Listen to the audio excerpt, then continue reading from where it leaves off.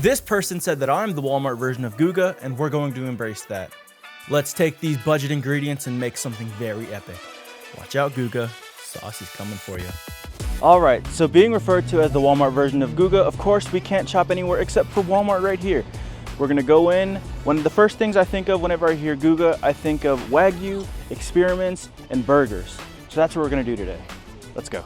So we're gonna be doing an experiment today with burgers. We have a wagyu ground beef, which is a 75 to 25% ratio. If you don't know what that means, it means that there's 75% lean meat with 25% fats. Now, wagyu in itself is already enough fat, so you can see here, well, you can't really see, but I'll show you in the video.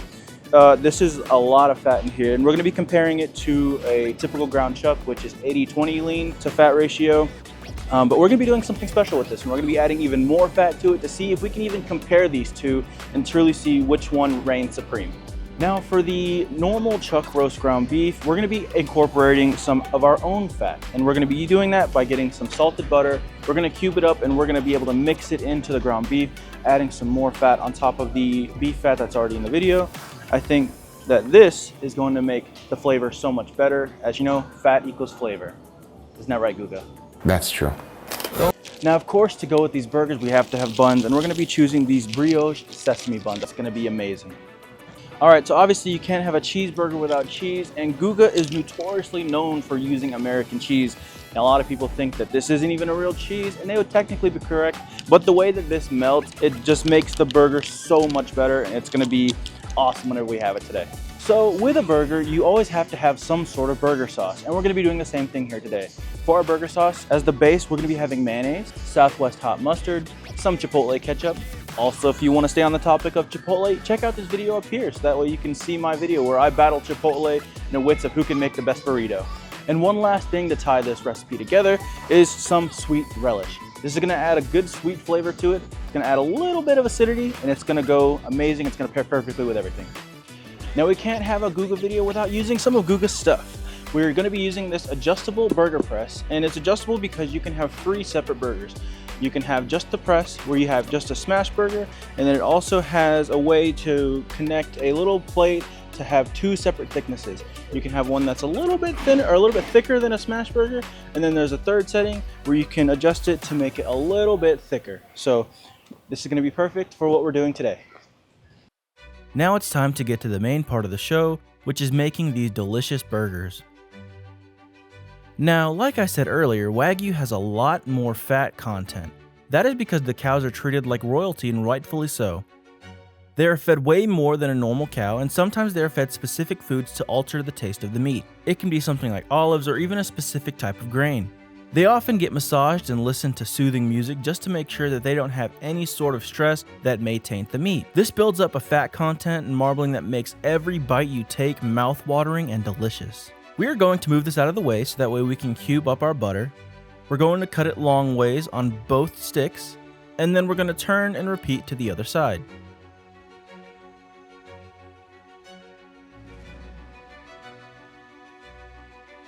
Then we will slice down the length of our sticks to make our infusion cubes.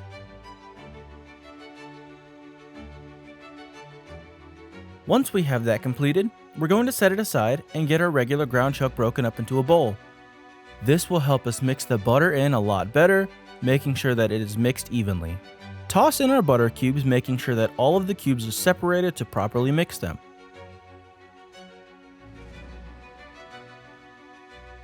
Then begin to fold the butter into your beef, making it as homogeneous as possible. Be careful not to overmix them, or your burgers will come out with a consistency of a meatloaf. We then take our beef and form a ball about 2 inches wide. This is going to make a perfect smash burger. Repeat until you have used all of the beef. I was able to get 6 burgers from the butter version and 4 from the wagyu. For our sauce, we add the mayo, ketchup, mustard, and relish with the following quantities and mix until combined. You know I love my burger sauce because it really makes it that much better. Like I said, we're going to be using Guga's press. It comes in 2 pieces and it has 3 settings. The first setting is just the press for the smash burgers. This little ring has notches that connect to the press for 2 different sizes. You place it on top and slide to lock in position to get the second setting, which you can see is the thickest setting. Then unlock and flip it for the third setting, which is in between the other two. It also comes with parchment paper to keep it from sticking to the meat whenever we smash it on the griddle.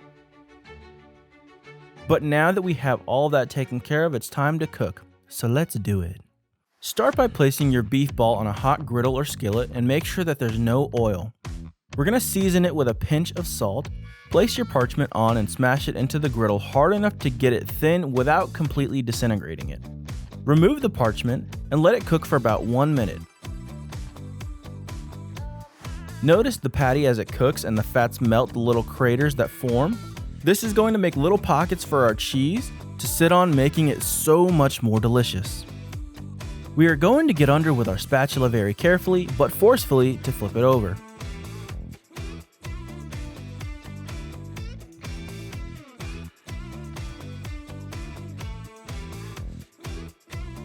Look at how beautiful this caramelization on the burger is.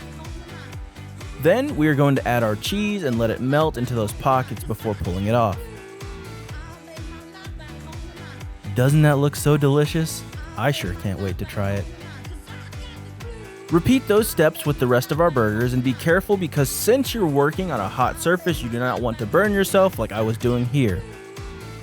This griddle was very hot, so I recommend using tongs to remove the parchment. Now, we're going to cook our butter burgers. You should already know by now how to do this, just repeat the process like before, and notice that the spots where the butter are have melted, creating these giant craters in our burgers. I don't know if this is going to make it better or worse, you'll just have to stick around to find out. Add our cheese to the burgers and let them melt, and then we're going to stack them on top of each other and pull them off. Set them aside so we can get our buns toasted. Remember that the griddle is scorching hot, so this will not take long at all. Just rub some of that butter on the buns and toast them for about 20 to 30 seconds. This adds a layer of protection from our sauce, keeping it nice and crispy on the inside and soft on the outside. We build our burger by adding our sauce to all sides and spreading it evenly across our buns. We then add our patties to the buns, starting with the wagyu. Then we move to the butter. Top it off with some dill pickle slices and place on our top bun to complete this tasty morsel.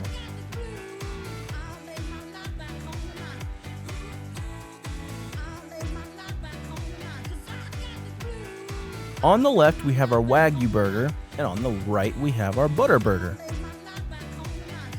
Just look at how tasty these look, you guys. I'm very, very excited to try them. Let's slice into these and see what beautiful, beautiful cross-section we have.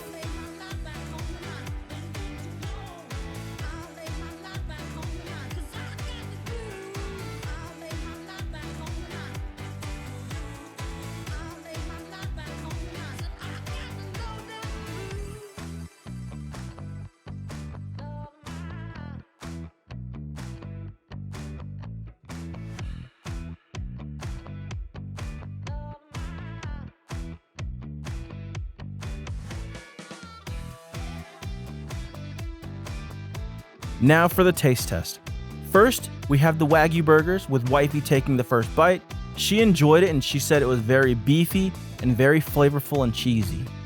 Next up, we have Jules, and she said it also has good flavors and that sauce had a little bit of spice, but it was very good and it all went together very well. And then we have Papa, who I think is just happy to have a burger in his hand because he can't even seem to look at the camera. For me, the burger was very delicious, but since this isn't a real wagyu beef, I didn't taste much difference, but it was a bit juicier. Now for the butter burger. Wifey said you can definitely taste the butter and that it gives it a lot of juices whenever you're taking a bite. Jules said the same thing and that she loved the taste of the butter, that gave it a good flavor, it almost was like a brown butter pasta. And again, Papa was just happy to have a burger in his hand to eat.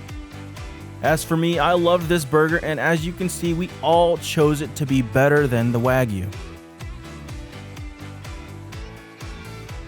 Guys, I definitely recommend that you do try this one at home. It was super simple, but it was so effective in the taste and the flavors. If you liked what you saw here today, leave a like down below. If you're new here, subscribe to the channel. Get that bell notification on so that you can be notified anytime that I post. If you have any questions for me or anything that you want me to cook, let me know down in that comment section. I can't wait to see you guys next week, but until then, stay saucy.